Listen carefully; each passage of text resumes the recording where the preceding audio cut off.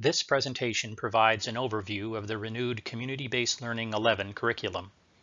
CBL 11 is a course offered in the Options and Opportunities, or O2 program.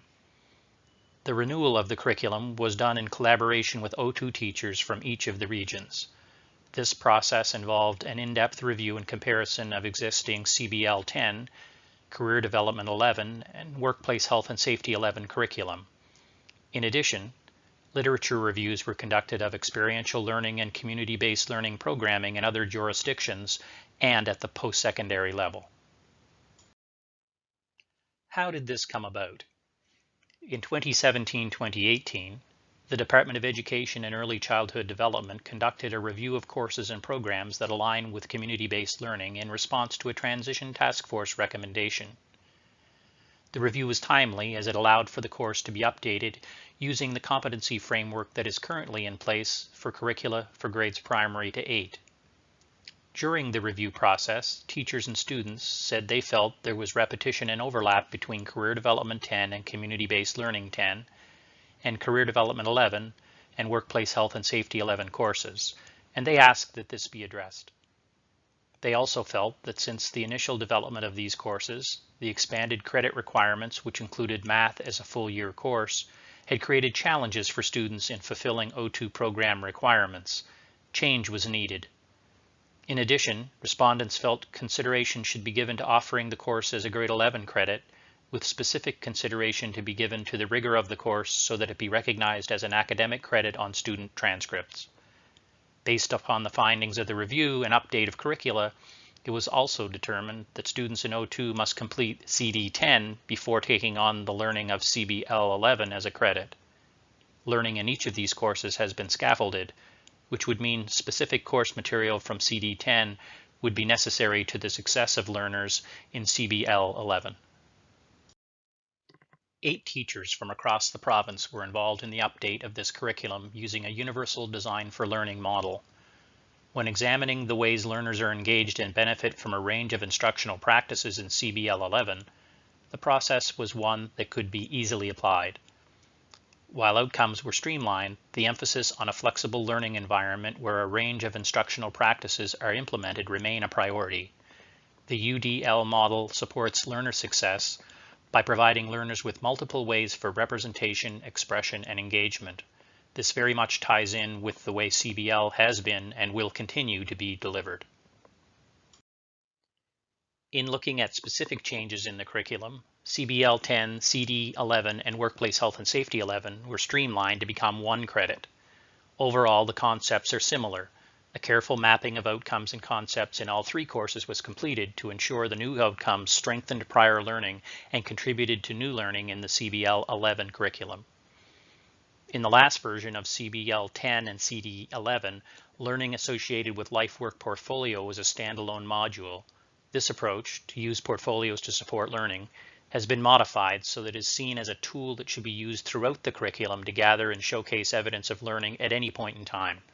Because portfolios are an effective platform for sharing the development of skills and competencies and offering evidence of student growth and learning, they can be used in any curricula. Community-Based Learning 11 is intended to be delivered through an experiential lens, learning by doing. This supports learners' success in a community context. The curriculum supports development of skills that can be applied and refined in different settings. Learners will gain greater self-awareness of who they are as active citizens and will identify a community need for which they can take action to support that need. There will be ongoing reflection on the skills they are developing in relation to their goals and the plans they will develop to achieve their goals. Learners will examine strategies they can use to develop a financial plan to achieve education and career goals. And to prepare them for community engagement, they will learn what it means to work safely, responsibly, and collaboratively in the workplace. What may look new to you as you examine the renewed curriculum documents is the introduction of language and information related to the development of competencies and skills. The essential graduation competencies were introduced in 2015 and have been incorporated in primary to 8 curricula. They place emphasis on the importance of articulating clear statements of what learners are expected to know, be able to do, and reflect on by the time they graduate from high school. These competencies describe expectations, not in terms of individual curricular areas, but in terms of attitudes, skills, and knowledge developed throughout the curricula. What does the new streamlined curriculum look like? Documents consist of a curriculum guide and a new at-a-glance document, both of which can be found on the EECD curriculum website and the CBL 11 Moodle. The at-a-glance document provides a snapshot of outcomes, indicators, concepts, guiding questions, and skills definitions, while the guide contains additional information such as rationale, information on competencies, portfolios, and suggestions on ways evidence of learning may be gathered. Indicators have been suggested for each outcome. They've been placed in a suggested order as an example of how teachers can create connections by using skills and concepts from one indicator to support the development of skills and exploration of concepts in another indicator. Where concepts may be new or complex for learners, skills and concepts have also been aligned in order to engage with concepts in ways that are appropriate for learners. What do the new outcomes look like? Each outcome contains a skill and a corresponding definition for the skill that represents the skill the learner will develop in achieving the outcome. In the example presented on this slide, the skill identified is reflect, which means learners will determine how new knowledge, experiences, and understandings impact their worldview. They do this by asking questions of experiences and/or concepts, examining further ideas and information, evaluating perceptions and perspectives, synthesizing perceptions and perspectives, and communicating the impact of the process. Slides 9 and 10 provide examples of indicators with skills, competencies, concepts, and guiding questions. In the first example on this slide, the indicator shows that learners will investigate how community-based learning experiences could influence education and career goals. The skill is investigate, which means the learner will, as a starting point, collect information as it relates to their understanding and experience with community-based learning in terms of how it could influence education and career goals. 4 competencies are listed at the end of the indicator. These competencies can be used by teachers to scaffold learning experiences as they develop skills and explore concepts. The concept associated with this indicator is community-based learning. The second example indicator reads, compare the criteria for admissions into post-secondary education and training programs.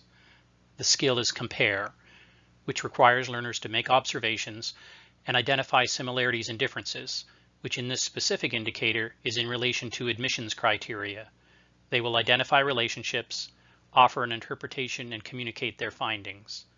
The concept associated with this indicator is post-secondary education and training. Each indicator is aligned with a corresponding concept. Guiding questions can assist learners in exploring concepts related to the indicators. For each example provided on slides 9 and 10, only one guiding question has been presented for each indicator. However, more than one guiding question can be found in the curriculum documents. These are also suggestions, and when developed should promote inquiry rather than have a clear right or wrong answer. The examples of the 2 indicators also show how learners can develop a skill and explore a concept associated with one indicator while working on a skill and concept associated with another indicator. Learners may use their findings from their investigation of how community-based learning can influence education and career goals to inform the comparison they are doing of admissions criteria in post-secondary education and training programs. Learners may gather information online prior to engaging with a guest speaker or on a field trip to a post-secondary institution where they gather information as part of their comparison. In these examples, learners are also able to show evidence of the development of communication and technological fluency, both of which are competencies. The indicators found in this presentation are suggestions offered by O2 teachers. However, teachers may choose to use their own indicators and develop their own learning experiences to support learning and achievement of outcomes. What CBL 11 teachers do tell us is that learners are successful when learning happens through experience, which is commonly called experiential learning. When creating your learning experiences, you may wish to consider how the learning experiences are not projects, but rather representative of project-based learning, also known as PBL. PBL is a process, and it can provide learners with opportunities for inquiry and skill development through an approach where learners show who they are as problem solvers in real-world situations. Success in the O2 program can also be linked to the collaborative efforts of teachers in cross-curricular delivery. When learners are able to experience their learning in a cross-curricular or integrated way, they benefit from a team approach that allows them to demonstrate their strengths as learners in different subject areas. It increases engagement levels and drives success in learning. As a team, teachers can work together on project-based learning ideas and incorporate an inquiry approach. This interdisciplinary approach also prepares learners for the independent and rigorous nature of learning in the community. Learners also benefit from receiving regular feedback on their learning that is informed by the team approach, helping them feel more confident when they find themselves applying their learning in authentic settings, such as a workplace or other community environment. Varied assessment strategies that offer regular feedback will help learners grow and be successful in this course.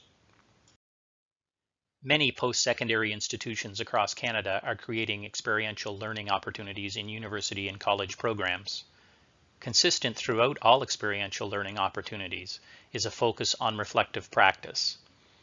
While reflection shows you how learners understand experiences, it actually takes the learner beyond simply thinking about what they have been involved in to applying it to themselves as learners so they can continue to grow and learn.